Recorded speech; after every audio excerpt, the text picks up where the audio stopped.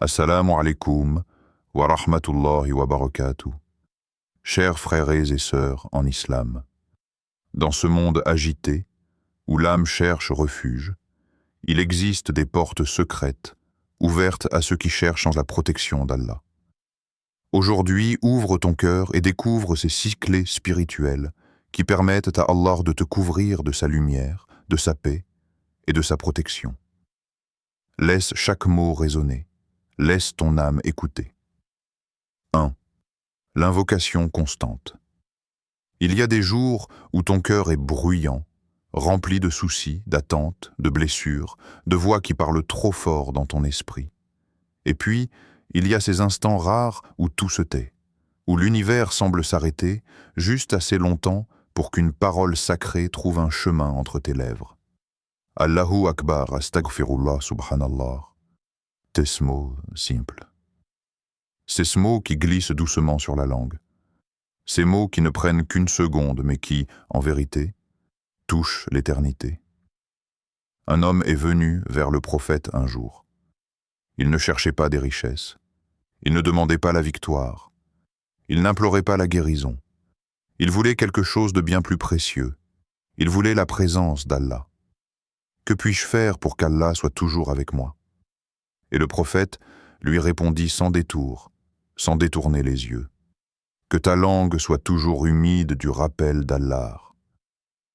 Pas un traité, pas un discours, seulement un rappel. Dhikr, le rappel. C'est un mot doux, mais il cache un mystère immense. Qu'est-ce qu'un rappel ? Pourquoi en avons-nous besoin ?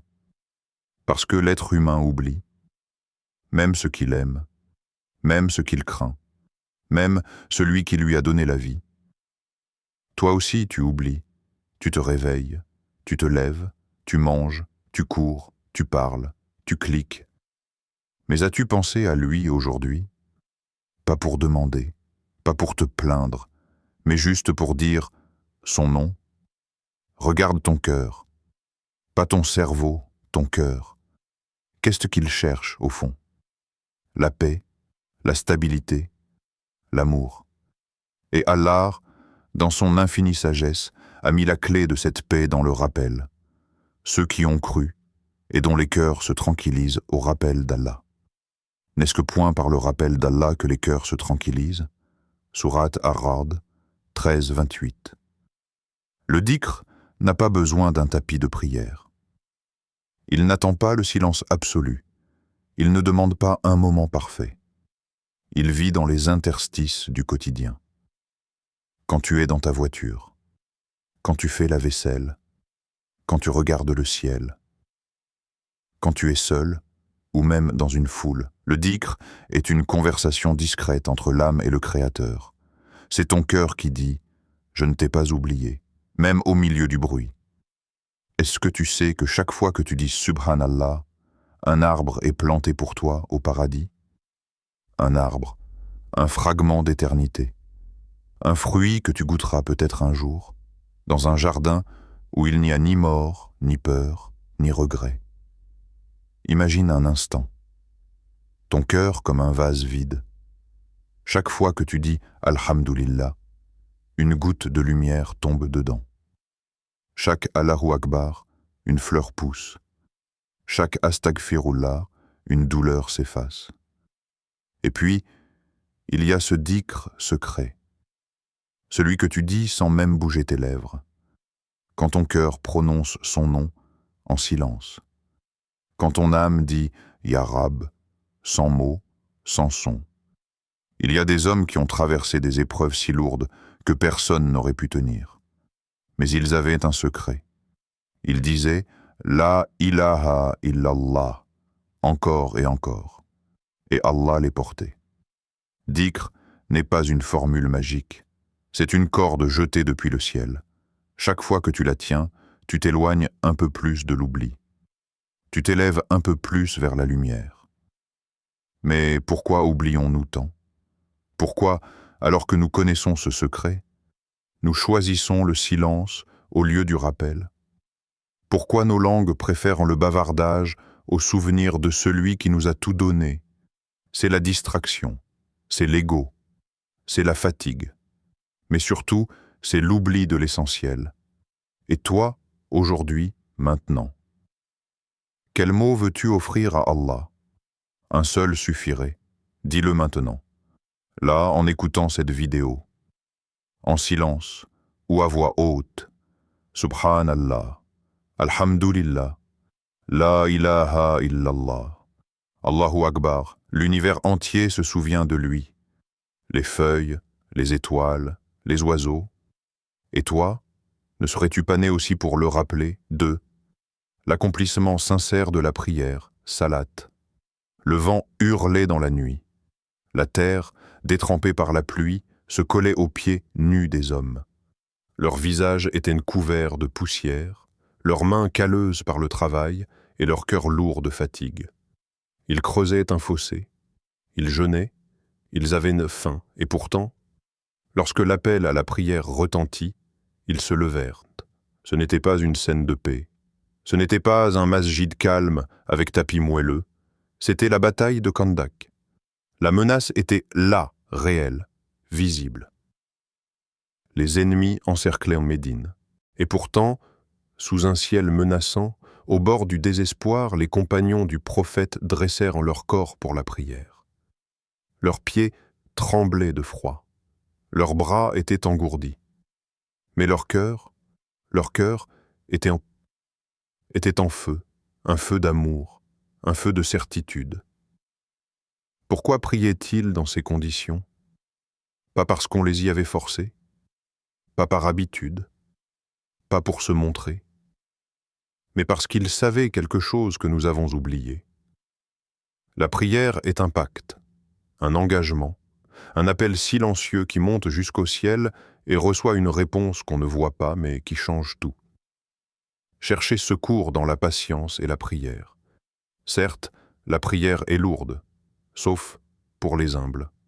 Sourate Al-Baqarah 2,45. La prière est un bouclier, pas une routine, pas un devoir administratif. Un bouclier contre la tristesse, contre l'orgueil, contre la perte de sens. Imagine maintenant une scène différente, une chambre à l'aube. Tu ouvres les yeux, il fait encore sombre, ton corps crie de fatigue. Tu veux rester sous la couverture, mais quelque chose en toi te pousse à te lever. Tu fais ton wudu, l'eau est froide, tu poses ton front au sol. Et dans cet instant, ce moment où ton front touche la terre, tu n'es plus sur terre. Ce n'est pas seulement une prosternation, c'est un retour vers la source, vers celui qui t'a créé, vers celui qui ne dort pas, qui t'entend même quand tu ne sais plus parler. Il y a des gens qui ont tout, l'argent, les maisons, les amis, la réussite, mais ils n'ont pas la paix. Et il y en a d'autres qui n'ont presque rien. Mais chaque fois qu'ils lèvent les mains et disent « Allahu Akbar », le monde s'efface et la paix descend sur eux comme une pluie légère. Tu sais pourquoi la prière est une obligation? Parce que c'est le seul moment de la journée où tu cesses de jouer un rôle. Tu n'es plus le travailleur, ni l'époux, ni l'étudiant, ni l'influenceur, ni le fils. Tu es l'esclave, devant ton roi. Et c'est dans cette position, la plus basse, que tu es, paradoxalement, le plus élevé. Et toi? Dis-moi sincèrement, ta prière, est-elle un rendez-vous d'amour ou juste un rendez-vous de plus dans ton agenda? Est-elle un soulagement ou juste une obligation mécanique? Quand tu dis « Iyyaka na'budu wa iyyaka nasta'in » dans la Fatiha, le dis-tu avec le cœur d'un enfant perdu ou avec la voix d'un automate fatigué? As-tu déjà pleuré dans une prière? Pas forcément des larmes visibles. Mais ton cœur a-t-il déjà fondu en prosternation? As-tu déjà ressenti que personne au monde ne peut t'entendre sauf lui? Il y avait un homme, un ancien gangster aux États-Unis. Il a découvert l'islam en prison. Il a appris à faire la prière. Et chaque fois qu'il posait son front sur le sol, il disait « C'est la première fois de ma vie que je me sens libre. » Car la prière, quand elle est vraie, quand elle est vivante, quand elle est profonde, ce n'est pas un poids, c'est une libération. Alors ne laisse pas cette lumière devenir un geste vide. Ne laisse pas ton corps se mouvoir pendant que ton cœur dort. Offre ta prière comme un cadeau, un bouquet de gratitude, un acte d'amour silencieux, un cri du cœur même quand il est brisé. Dans chaque salat, il y a un secret. Une possibilité d'être entendu, une possibilité d'être sauvé, une possibilité d'être touché par la main invisible de la miséricorde. Tu veux qu'Allah soit avec toi? Sois avec lui dans ta prière, même trempé, même fatigué, même brisé. C'est là qu'il descend vers toi, plus proche que jamais. L'aumône secrète, Sadaka en cachette. Il faisait nuit. La ville dormait. Les lampes à huile avaient cessé de vaciller, les rues étaient en vide, et seuls les chiens errants brisaient le silence. Mais un homme marchait, lentement, silencieusement. Il tenait dans sa main une petite pièce. Pas une fortune, pas une dîme glorieuse. Juste un secret. Il s'arrêta devant une silhouette accroupie contre un mur. Le vieil homme dormait, ou peut-être qu'il priait en silence. L'homme, était venu, glissa la pièce dans sa paume sans rien dire, et repartit, sans bruit, sans regard, sans attendre un merci. Personne ne le vit, personne ne l'applaudit, personne ne fit de story Instagram. Mais Allah vit. Et les anges écrivirent, et dans le ciel, il fut inscrit parmi ceux qu'Allah protège des malheurs invisibles. Toi aussi tu peux être de ceux-là. Mais dis-moi sincèrement, quand as-tu donné quelque chose, sans vouloir être vu, sans statut, sans like, sans compliment, sans gratitude humaine? Si vous donnez ouvertement vos aumônes, c'est bien. Mais si vous les cachez et les donnez aux pauvres, c'est encore mieux pour vous. Sourate Al-Baqarah 2271. L'aumône secrète est différente. Elle a une odeur particulière dans le ciel. Elle monte pure, sans orgueil, sans trace de l'ego. Elle est comme une goutte d'eau tombée dans l'océan du bien connu, seulement par celui qui voit dans les cœurs. Il y avait une femme à Médine. Personne ne savait qu'elle sortait la nuit. Personne ne l'avait jamais vue distribuer quoi que ce soit. Et pourtant, chaque matin, devant la porte de certains pauvres, il y avait du pain frais, et du lait, et du tissu pour se couvrir. Ils ne savaient pas d'où cela venait. Ils remerciaient Allah. Et elle ne voulait jamais être découverte. Ce n'est qu'à sa mort qu'ils ont su. Et son secret est monté au ciel, comme un parfum discret. Elle avait compris. Le vrai don est celui qui passe entre toi et ton Seigneur, sans laisser d'ombre. Dans un monde où tout se partage, tout s'affiche, tout se montre, la sadaka cachée est un acte de rébellion sacré contre l'ego, contre le regard des autres, contre le besoin d'être vu. Donner sans montrer, donner sans dire. Donner en espérant qu'Allah soit le seul témoin. Tu n'as pas besoin d'être riche pour donner. Parfois, un regard doux est une sadaka. Un sourire discret est une sadaka. Une prière secrète pour ton frère ou ta sœur en Allah, sans qu'il ne le sache jamais, c'est peut-être la sadaka qui te sauvera. Il y a des aumônes que tu offres et que tu oublies. Mais qu'Allah, lui, n'oublie jamais. Il les garde, il les purifie, il les multiplie. Tu donnes un grain, il te rend une moisson. Tu offres une pièce, il écarte un malheur. Tu verses une goutte, il détourne une mer de douleur. Et puis, il y a cette chose étrange.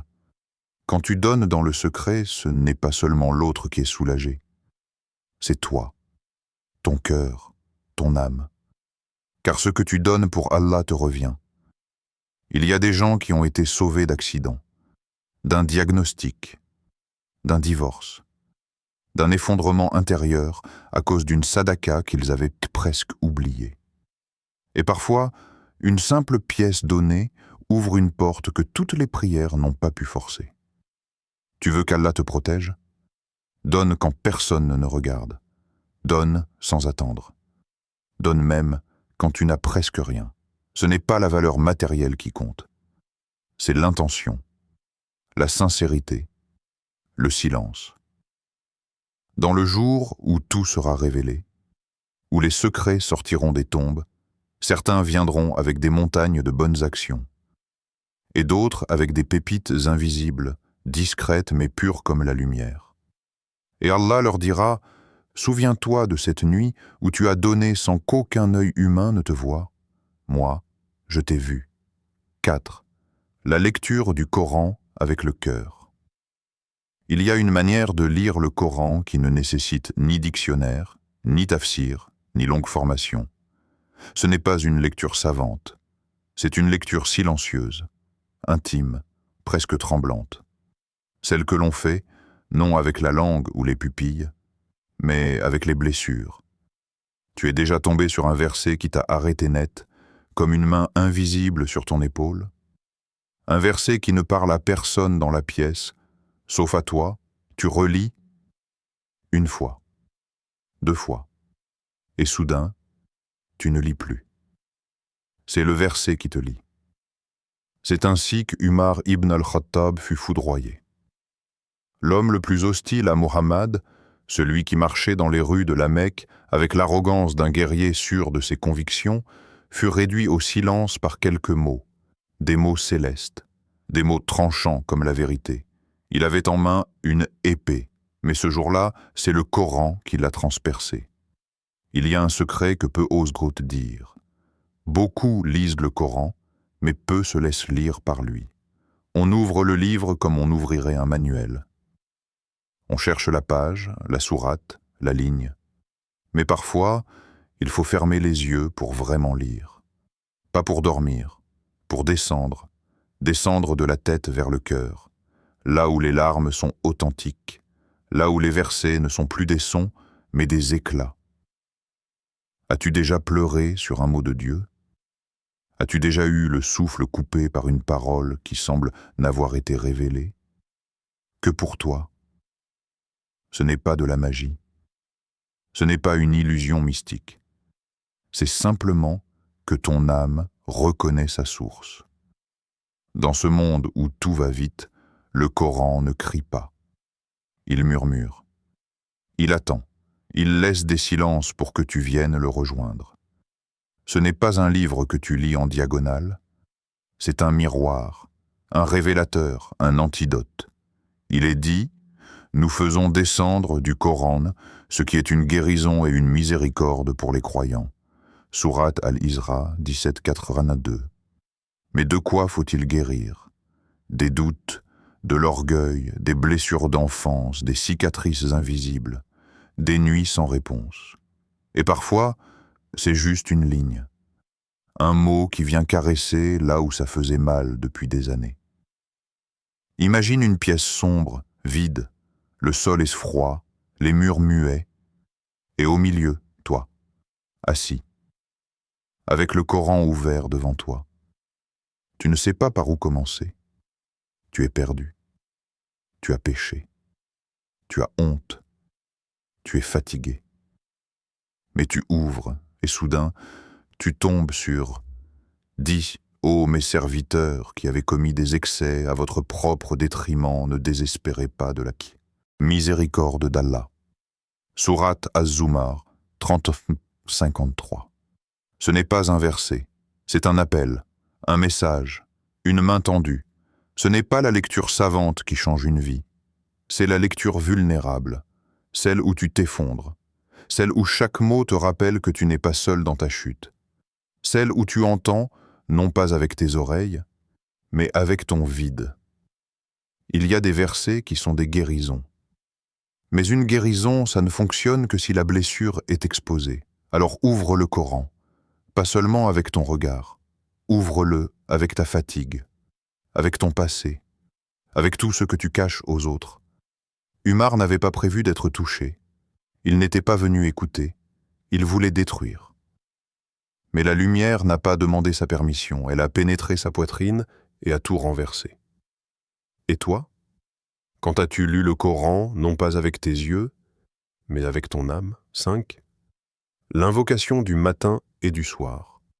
Il y a, entre le lever du soleil et son coucher, un espace sacré où l'âme peut s'asseoir. Ce sont des instants fragiles, discrets, que le monde oublie mais que les cœurs éveillés chérissent. Ce sont les adhkars du matin et du soir.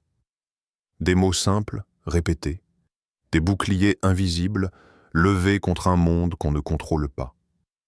Le prophète commençait sa journée non avec les nouvelles du marché, ni par le bruit du monde, mais par un dialogue intime avec le Créateur. Il ouvrait les yeux, et avant même que la lumière n'atteigne son regard, son cœur s'était déjà tourné vers Allah. Avant de saluer les gens, il saluait le ciel. Avant de mettre un pied dehors, il déposait sa confiance entre les mains du Tout-Puissant. As-tu déjà goûté à cette paix?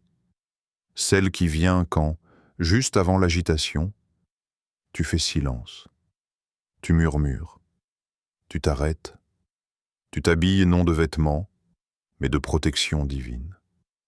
Ce n'est pas un rituel, c'est un refuge. Dis, je cherche protection auprès du Seigneur de l'aube contre le mal de ce qu'il a créé. Sourate Al-Falaq, 113, 2. Il y a dans chaque matin quelque chose d'inconnu. Une surprise, un danger, un bien, un mal. Et dans chaque nuit, une obscurité plus profonde que celle du ciel. L'insécurité de ton âme, vulnérable, dormant, confiant sa vie à l'invisible.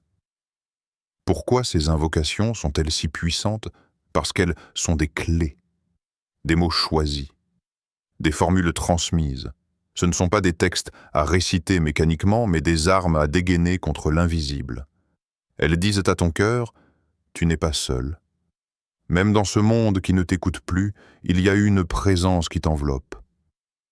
Quand tu dis « Bismillahi ladhi la yadurru ma asmihi shay'un fil ardi wa la fis sama » au nom d'Allah avec lequel rien ne peut nuire ni sur la terre, ni dans le ciel.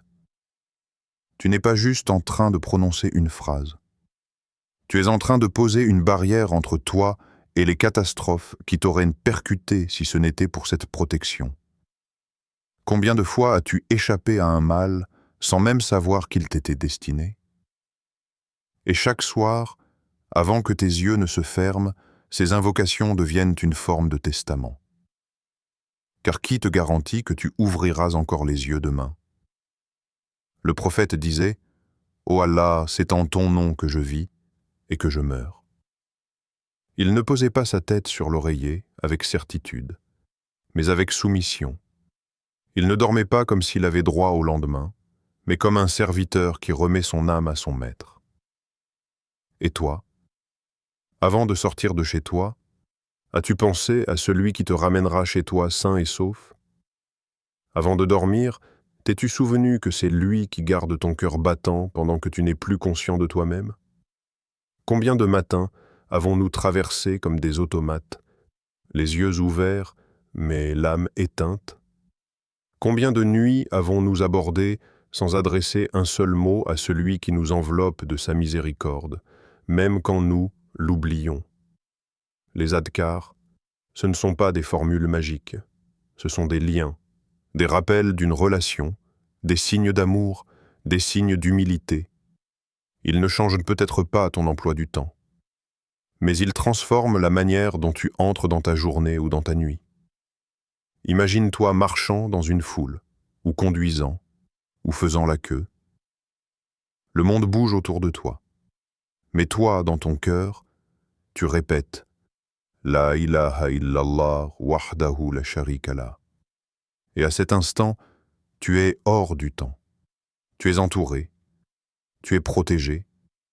Tu n'as ni épée, ni armure, mais tu es plus fort que tout ce qui peut venir t'atteindre. Parce que tu as appelé celui qui contrôle les vents, les cieux et ton destin. 6. Le bon comportement envers les autres. Il y a des gens dont les prières sont longues, leurs fronts touchent la terre avec intensité, leurs jeûnes se succèdent comme les jours, leur bouche récite le Coran jusqu'à ce que les lèvres deviennent sèches, et pourtant, leur langue est un couteau. Tu en connais peut-être. Ou peut-être, c'est toi. Elle priait la nuit, cette femme. Elle jeûnait le jour. En surface, tout semblait parfait. Un tableau religieux peint à la main, l'encadrement bien droit, les couleurs bien vives. Mais derrière la toile, des paroles tranchantes, des critiques acides, des blessures qu'on ne voyait pas, parce qu'elles ne saignaient pas. Et quand on dit au prophète ce qu'elle faisait pour se rapprocher d'Allah, il répondit d'une voix ferme, « Elle est en enfer ». Une réponse qui claque comme un orage, un choc, parce que nous avons appris à juger la foi par les rituels, à penser que celui qui prie beaucoup est forcément proche de Dieu. Mais non.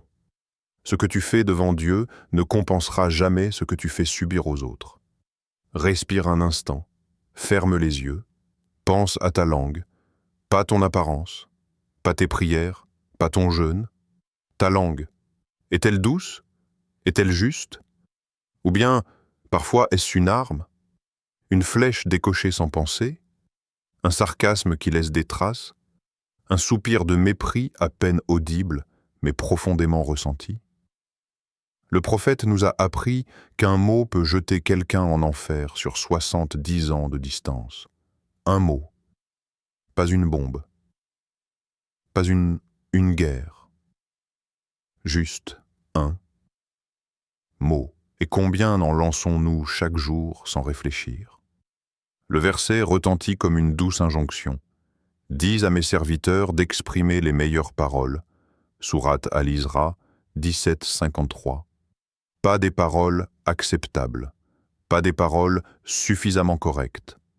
Les meilleures, pas pour impressionner, pas pour paraître pieux, mais parce que chaque mot prononcé est un témoin, chaque parole est une trace qui reste quelque part, dans le cœur de l'autre ou dans le livre où tout est noté.